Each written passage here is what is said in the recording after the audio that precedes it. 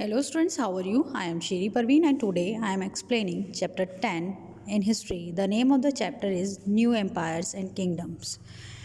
मैंने आपको इसके इंट्रोडक्शन बताया था कि न्यू एम्पायर्स क्या थे।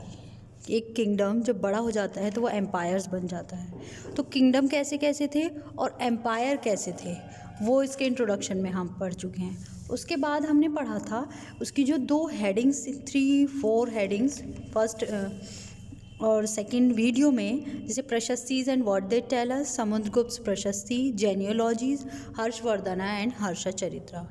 तो अब हम डिस्कस करेंगे पल्लवाज एंड चालुक्याज एंड पुलकेशिन प्रशस्ति।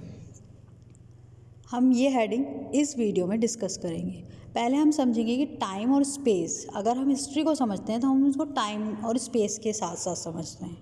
तो फर्स्ट क्या था, 300 CE से 700 CE तक क्या था उसमें। तो जो स्पेस था उसमें हमने नॉर्थ में पढ़ा कि नॉर्थ में 300 CE से 700 CE तक नॉर्थ में गुप्ताज एंड हर्षवर्धना का रूल था, मतलब वो लोग वहाँ पर रूल कर रहे थे। और साउथ में क्या हो रहा था वो हम जानेंगे इसमें। साउथ में पल्लवाज एंड चालुक्याज थे जो 300 CE से 700 CE तक शासन कर रहे थे।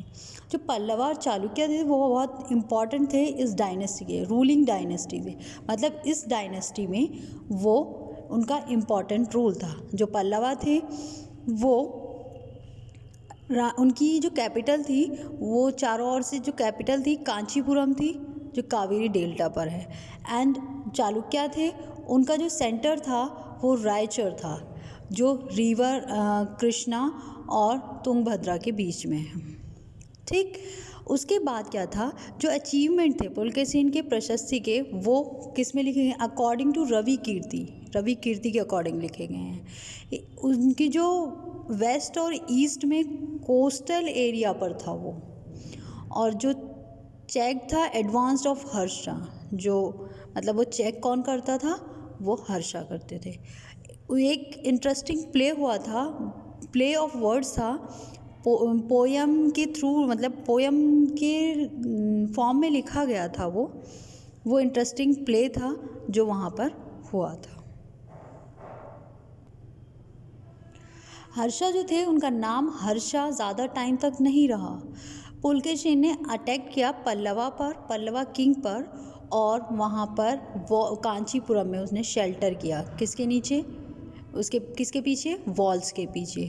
जो चालुक्यास थे उनकी कैपिटल जो थी, कैपिटल ऑफ चालुक्या, वो एहोल थी।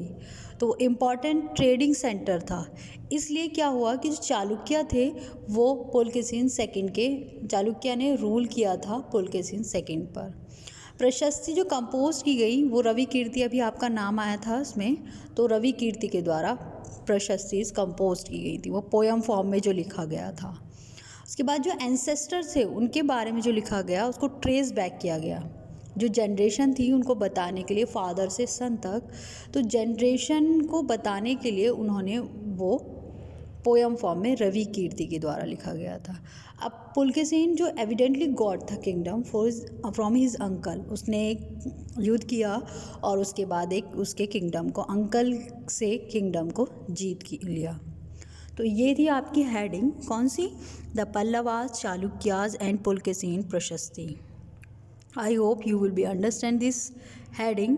The name of the heading is Pallavas, Chalukyas and Pulkesin Prashasti.